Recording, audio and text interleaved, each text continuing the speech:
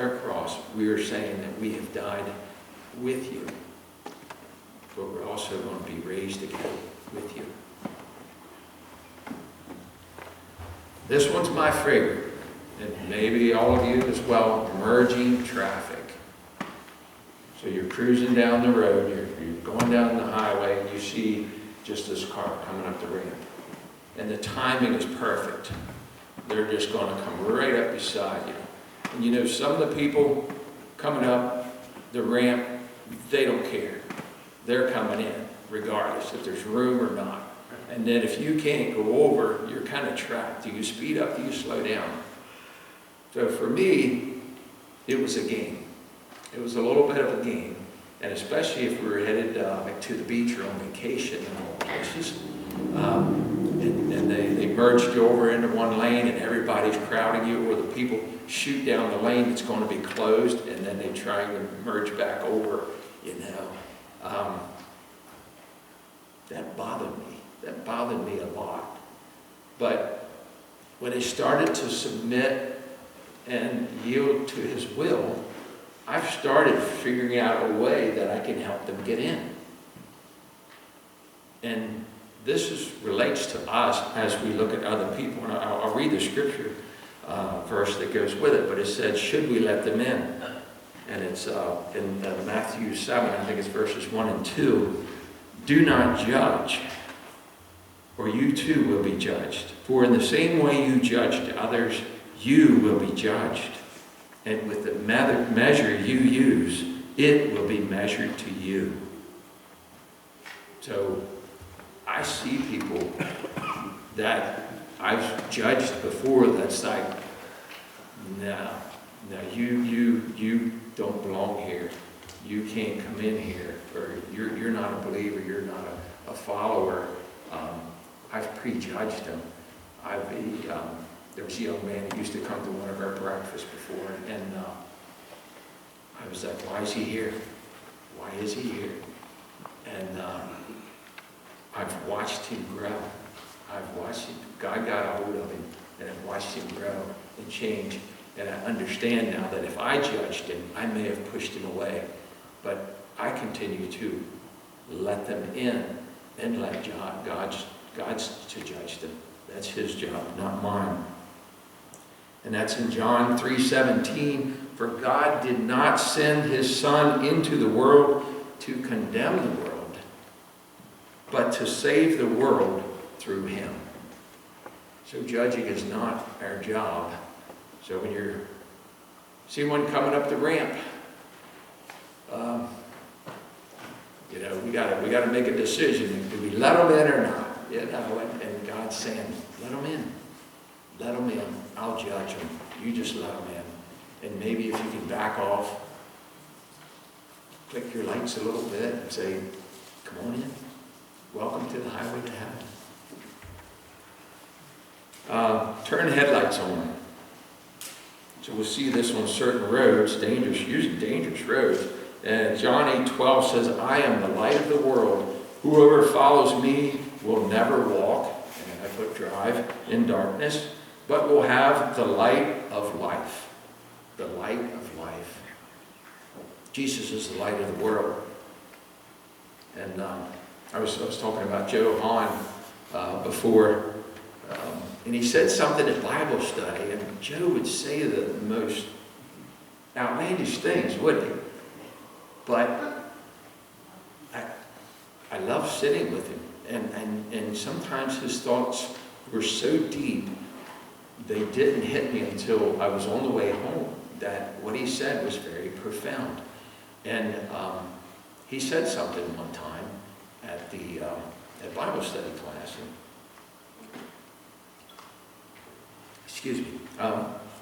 But he asked, at the end of the class, the pastor said, does anybody have any questions? And Joe said, yes. He said, so at night when I go out and I get in my truck and you get ready to go down the road and I turn on my headlights, Joe said, where does the dark go? And we chuckled because this was typical Joe. And I'm on a drive home. And I'm thinking about this. Joe, why would you ask such a question? But it struck me as we're in Bible study. We are the light of the world. We are the light of the world. And we drive out the darkness, because to me, darkness is an absence of light. If we go dim, what happens? The dark, the evil, the sin, it all rushes back in. But we are to be a light in the world. And Jesus is the light in our life.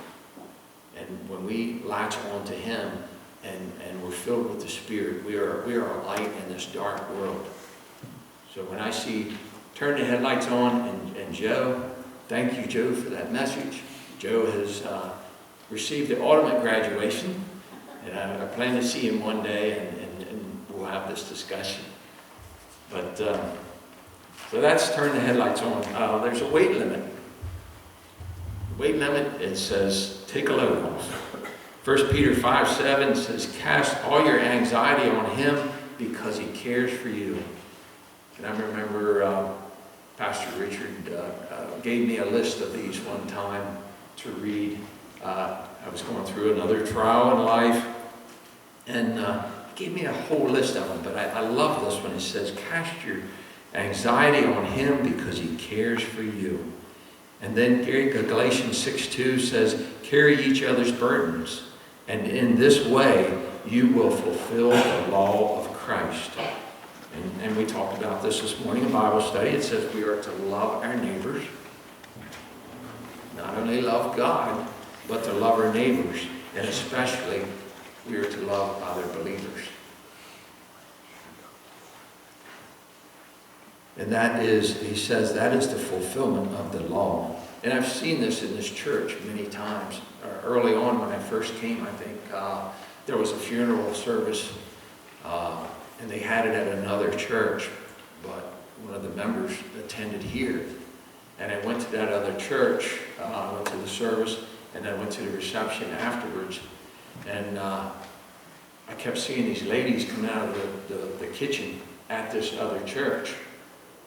But these ladies that kept coming out of the church were from Jacob's church. And it was like, they're back in the kitchen there, you know. And then I'd see someone from the other church. But I realized it was an act of love. They were helping that person carry that burden. And when we go through something, we remember that, don't we? We remember. And Christ is asking us to do that. Not only bringing them to him, but we can be his representatives in the world and come alongside others when they're going through those struggles. The next one is stop. And I thought, if I asked, rather than putting anything in there, everyone would say, you know, what is stop? And everyone would say, stop sinning. But, nah, good luck with that, is the only thing I can say. But it is a battle. It's a constant battle. But I come up with stop doubting. Stop doubting, start trusting. Isaiah 26:3, you will keep in perfect peace those whose minds are steadfast, because they trust in you. So everything that we go through in our life, and every trial, everything, if we trust him that he has it, he has it. There's a certain peace that we get.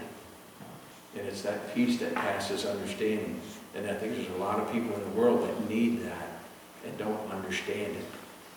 But it's also our job to share that with them. That strength and that peace. So the next sign is pay toll. And John 8:32 says, and you shall know the truth, and the truth shall set you free. Free. And it is a free gift. The toll has been paid. And a lot of people revert back to, what can I do? You know, I need to do this. I'm not worthy of this gift, so I need to do this. I need to do that. No. Go back to where you got your car. Confess, accept, receive. It's done. It's done. And Jesus said it on the cross. It is finished. It is finished. And we have to revert back to that. So respect the gift is another thing. Jesus paid the toll. And sometimes we see people and it's like, you're not respecting the gift. And that is the thing that we have to honor, what he did on that cross. What he did for us. Gave his life for us. Respect that gift. And next one is exit. It's time to exit. I was driving down the road and I saw this, I was going across the bridge. And you know how sometimes you exit on this side of the bridge, or you cross the bridge and then you exit. And I thought about it. It's like, how many people exit before they cross the bridge? And it's our responsibility to get them across that bridge or to get that message to them. Because I plan on crossing the bridge and hitting that exit. And when I hit that exit, it says, you have a reservation. Isn't that a calming feeling? You know, when you're going away somewhere, and where you're going to stay, or, you know, oh, I've got reservations. And they're pretty nice. They're a pretty nice place to stay. Well, you have a reservation in John 14, verses 1 through 2. Do not let your hearts be troubled. You believe in God, believe also in me. My Father's house has many rooms. If that were not so, would I have told you that I go to prepare a place for you? You have a reservation and a place, and it's prepared. Isn't that calming? It's a calming feeling to know that when you hit the exit ramp, he's waiting, he's ready. So I put on my notes here, I put, hopefully you didn't come alone. And I thought, you know, maybe God upgraded you. Maybe you're driving the camper there that Bobby built. Maybe you've got a Greyhound bus. Remember the Greyhound and the Trailways used to be the two main names, you know, and go Greyhound and he's driving at us. But hopefully you've picked up some people, and you're not coming alone. We're not coming empty-handed. Or we've got remember the trucking convoy. We've got a convoy behind us, you know, and we have people who are, that we've witnessed to, that we've shared the message, and they're also following us on the highway to heaven. So my message and the point I want to make and really is that we do need to pass it on. I looked at some statistics, and it said that about 32% of people attend church once a month is where we're at right now. About 20% go once a week. Growing up, I mean, I remember families, rarely did you talk to a family that they didn't have a church. They didn't belong to the church. I've always loved driving, coming home from somewhere, and there's a hill coming into our hometown of Thurmont, and as you come down and I look out, and what do you see sticking up out of the town are the church steeples. And those churches used to be packed. They're not. The churches in this valley, they're not packed. They used to be. I remember visiting, you know, some of them up here before for a certain occasion, but they're not. And we have to help those people get a car. We have to invite them in. Share that message. That message of receiving that car it's been skewed. A lot of people don't understand. That's where you start. Just go to him. Go to him and ask. He's anxiously waiting to be a part of your life. And some people say, no, I've done this and I've done that. That's why he died. That's why he gave his life on the cross. For you, specifically for you. And then when they understand the rest of the message and they begin, it changes their life. So Romans 5:8, and we hit it on in Bible study this morning, said, but God demonstrates his own love for us in this. While we were still sinners, Christ died for us. So if we remember that, we were still sinners. We have the free will. We can accept that gift or not. But we want to share that with others and say, the gift's for you as it was for me, and it can change your life. Revelations 3:20, it was talking about the churches now, but even on a personal level for us, if he's knocking on our hearts and he comes into our hearts, do we carry that fire? Because in Revelations 3:20, it's a letter to the church of Laodicea, and it's about being lukewarm. And that's, or have we become lukewarm?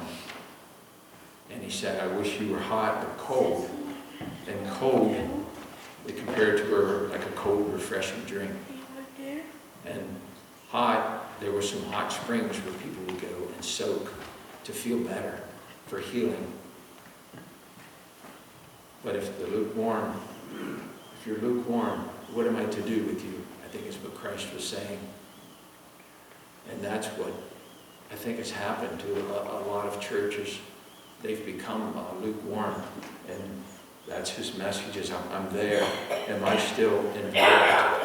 Am I still a part of your life every day and a part of your church? Am I the driving force, your motivation? So that is the point that I wanted to make. And if you haven't fully realized your salvation through him, and you're still doing things, you're trying things to do it yourself, you don't have to. Just go to him. Just ask him. You can do it publicly. You can do it privately. You can walk up a mountain. You can sit in your car. It doesn't matter. But all you have to do is ask. Just ask him into your life. We have someone that has asked to be anointed with oil this morning. So I want to do that and have some of the elders come up and lay hands on him as we did it. So Roy, would you come forward, please? And I'll read this card that Roy gave me this morning and asked me to do this. But it's from James, the book of James, and it said, and the prayer offered in faith will make the sick person well. The Lord will raise him up. If he has sinned, he will be forgiven.